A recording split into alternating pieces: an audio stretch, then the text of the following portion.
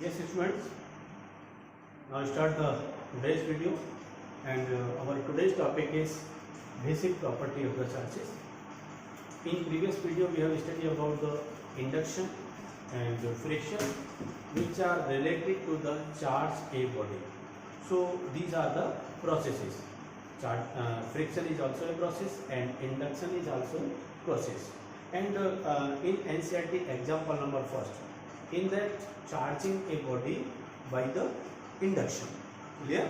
Now it is the topic of next basic properties of the charge. In basic property, there are three basic properties of the charge. One is additivity of the charge. For example, suppose one body is there, second body is there, third body is there, fourth body is there, and so on. N bodies. First having charge Q1, second having charge Q2, third having charge Q3, fourth having charge Q4, and nth having charge Q1. Clear? If these bodies are connected with a conductor, like first connect to second, second connect to third, third connect to fourth, fourth connect to nth, and you can determine because it is the nth charge. Then the total charge of the system is always equal to, that is Q or net, equal to sum of all individual charges. Means जितने अलग अलग charge हैं उन सबके सम के equal होगा Q1 plus Q2 plus and so on Qn बेटा। जितने चार्जेस सबको क्या करते हैं, सम कर देते हैं। ठीक है, इसको और कैसे रिप्रेजेंट करेंगे, sigma q i, i equal to initiative कहां से स्टार्ट है, देखो बेटा सीरीज 1 से और कहां तक है n, Q i, i equal to 1 to n। This is the net charge of system, this is the total charge of system.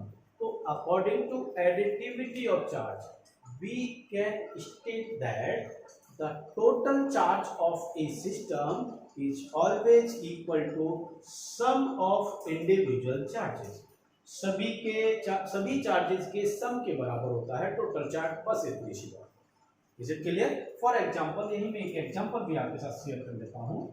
Example, suppose first charge 1 coulomb, second charge 3 coulomb, third charge 2 coulomb, 2 coulomb, it is also coulomb, and fourth charge is also of -3 coulomb, and this one is suppose बेटा fifth charge, मैं example के लिए तो fifth ले रहा हूं, nth नहीं लिया, fifth charge and it is of -1 coulomb।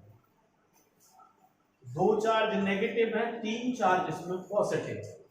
So what is the total charge, तो इस सिस्टम का टोटल चार्ज कितना होगा, ये एग्जांपल तो अपने पास ये टॉपिक भी क्लियर हो जाएगा। Q1 Q2 वहां से करके, इसलिए मैं यहां दोबारा नहीं लिखूंगा।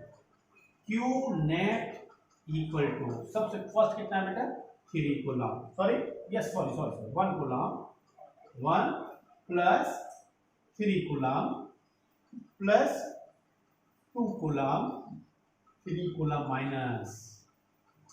Minus 1 coulomb.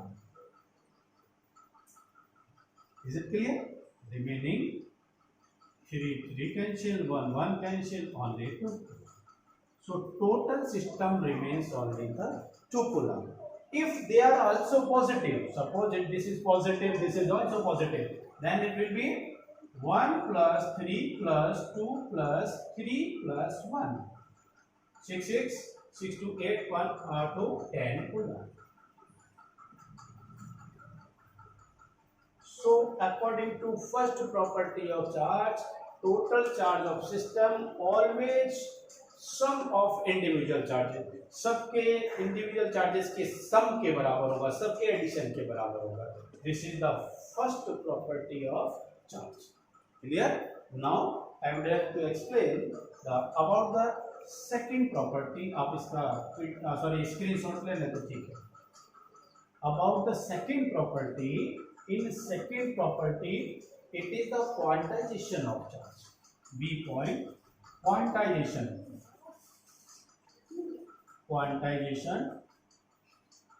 of charge. Quantization charge, that is Q equal to plus minus NE. समझ में नहीं आया कि मैंने क्या बोल दिया? Q equal to Q total charge divide into the term of N into basic unit of the charge. क्या मैंने कहा? N नंबर ऑफ इलेक्ट्रॉन, लिखा मैंने number of electron into basic unit. Basic unit electron को ही कहते हैं, number है always. Total charge of the system. Suppose किसी बॉडी में बहुत सारे चौक जानते हैं? चौक एक कंबाइंड चौक होता है बड़ा सा. अगर उसके छोटे छोटे पार्टिकल्स में सबको डिवाइड करते हैं तो कितने पार्टिकल हो जाएंगे? n particle. कितने? n particle. एक पार्टिकल का मास 1 ग्राम है, तो n पार्टिकल का मास n into 1. ऐसे ही सारे छोटे छोटे पार्टिकल को मिलाकर ही तो एक चौक बनता है. ठीक है. वैसे सिमिलर ये कहता है कि अगर कोई बॉडी है उसमें चार्ज टोटल कितना है? Q. तो ऐसे बहुत सारे छोटे छोटे छोटे छोटे चार्ज होंगे जिसको number of electron into E के टर्म में लिखेंगे. This is the quantization of charge.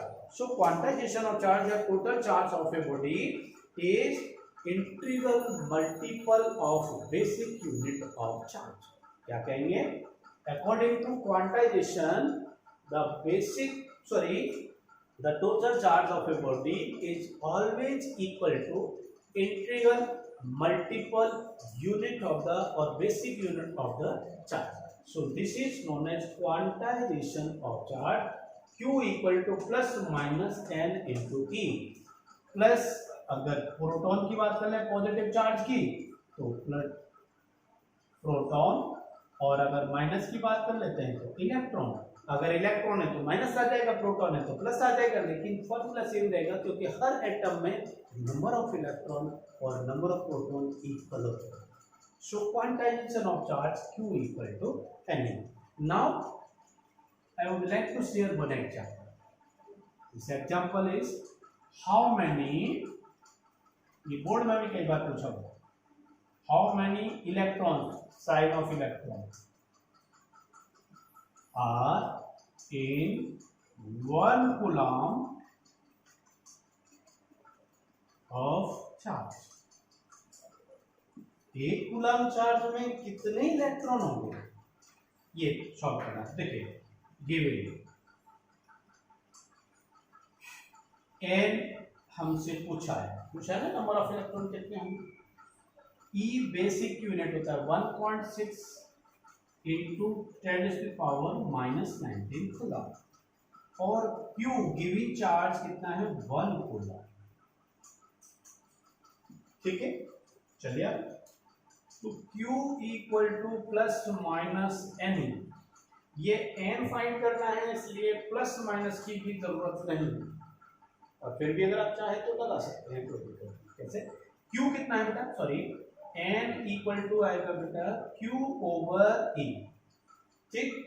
Q कितना है? 1 coulomb divide by E. Charge of electron कितना होता है? 1.6 इंटू 10⁻⁻. एक बार सॉल्व कर लेते हैं. ये 10⁻⁻19 को ऊपर ले जाओ. 1 इंटू 10⁻+19 डिवाइड बाई 1.6. 1.6 था ना. अब क्या किया मैंने? यहां से डेसिमल हटाया तो एक जीरो बढ़ा दिया.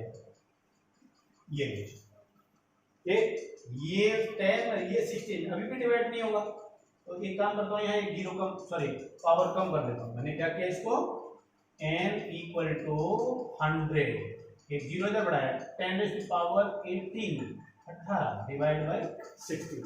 ये कितना आएगा बेटा? 6.25 इंटू 10⁻18. क्लियर? और approximately 6 into 10⁻18 number of electron. एक कूलम चार्ज में 6.25 और 6 into 10⁻18 number of electrons present होते हैं. एक कूलम में इतने हैं, तो how many electrons are present in 5 coulomb? Then multiply by 5 कर दो. How many number of electrons are present in 15 coulomb? Then multiply by या 15 कर देंगे।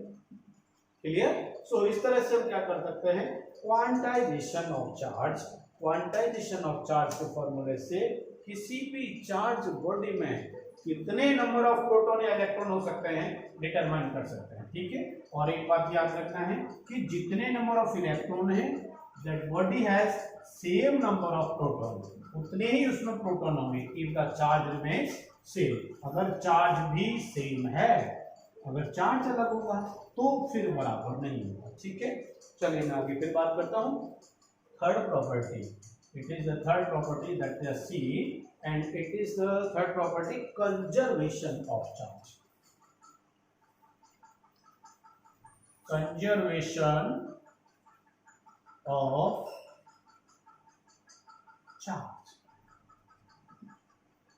Basic definition of charge is that if charge neither be created nor be destroyed, it can transmit from one end to another end, it from one body to another body. एक body से दूसरे में charge को transfer कर सकते हैं, या एक बॉडी को चार्ज कर सकते हैं, दूसरी को उसकी हेल्प से चार्ज कर सकते हैं, बट कहीं से अलग से पैदा नहीं कर सकते। Neither be created nor be destroyed. जैसे अभी थोड़ी देर पहले अपने पिछले वीडियो में हमने देखा, इंडक्शन वाले प्रोसेस में आपको पता था कि अगर कोई भी चार्ज बॉडी, आपका जो पहले न्यूट्रल बॉडी था, न्यूट्रल यानी Q इक्वल टू 0 था, उसको सेपरेशन से हमने क्या किया था, नेगेटिव बॉडी लाया और ये नेगेटिव, फिर इसको अर्थिंग किया। अर्थिंग करने के बाद में देखा कि इसका लास्ट में कितना बच जाता है, केवल पॉजिटिव चार्ज बॉडी बच जाता है, केवल चार्ज बच जाता है क्या, पॉजिटिव। तो जितना पॉजिटिव इस पर बचा उतना नेगेटिव कहाँ चला गया, अर्थिंग में चला गया। इससे जितना ये डिवाइडेशन हुआ, जितना बेटा इधर पॉजिटिव है उतना ही इधर नेगेटिव भी है। तो नेगेटिव और पॉजिटिव दोनों का सम करें तो भी कितना आ जाएगा, 0। ठीक, ये मैंने एक ही बॉडी पर ले रखा। तो neither be created not be destroyed का मतलब यही है कि आप चार्ज को सेपरेट कर सकते हैं। जैसे फ्रिक्शन में मान लीजिए मेरे पास स्केल है, स्केल को मैंने हेयर रब किया है। अब हेयर रब किया तो ये प्लास्टिक रॉड है, प्लास्टिक रॉड पर नेगेटिव चार्ज होता है, तो जितना इस पर नेगेटिव है उतना इन हेयर पर पॉजिटिव रहेगा, यानी हेयर में से इलेक्ट्रॉन इधर ट्रांसफर हो गए, और जब इधर इलेक्ट्रॉन ट्रांसफर हो गए तो इसमें नेगेटिव चार्ज उतना ही आया जितना इधर पॉजिटिव। Is it clear? या इसमें दोनों में equal and opposite charge separate होता है, this is known as the conservation of charge. मैं एक केमिकल इक्वेशन लिख देता हूँ, उस केमिकल इक्वेशन से भी थोड़ा सा समझने की कोशिश करता हूँ। जैसे आप अच्छी तरह से जानते हैं केमिस्ट्री में NaCl सब जानते हो, Na पॉजिटिव और प्लस Cl नेगेटिव, दो नंबर आता है। ठीक है, प्लस माइनस टोटल कंबाइंड 0, यहाँ NaCl कंबाइंड में भी क्या है, 0, ध्यान रखना। चलो एक और देखिए बताता हूँ, यूरेनियम की बात कर लेता हूँ, थोड़ा सा बड़ा एग्जांपल ले रहा हूँ, आपने शायद केमिस्ट्री में पढ़ा होगा।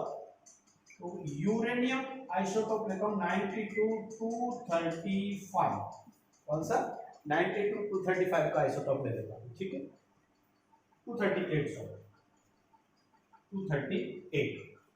when it split into two parts, chain reaction में क्या होता है, यूरेनियम ही तो है जो पावर प्लांट्स जितने भी लगे हुए हैं, यानी जो एटॉमिक एनर्जी के लिए जितने भी पावर प्लांट्स हैं सब में यूरेनियम यूज होता है, क्योंकि यही एक्सप्लोजर काम आता है, एनर्जी का रिसोर्स है।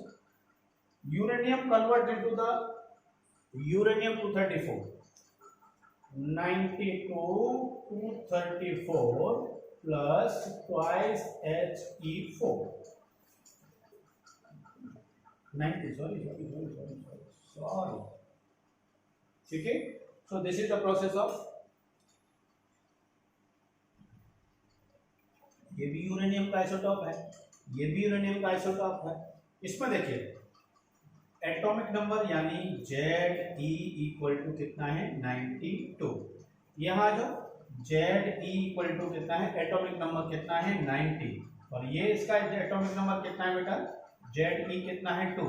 ये 90 प्लस 2 किया तो ये भी कितना हुआ, 92, और ये भी कितना है, 92। तो रिएक्शन में स्प्लिट होने से पहले, ब्रेकअप होने से पहले, डिवाइड होने से पहले कितने थे, 92 बादमन भी कितना है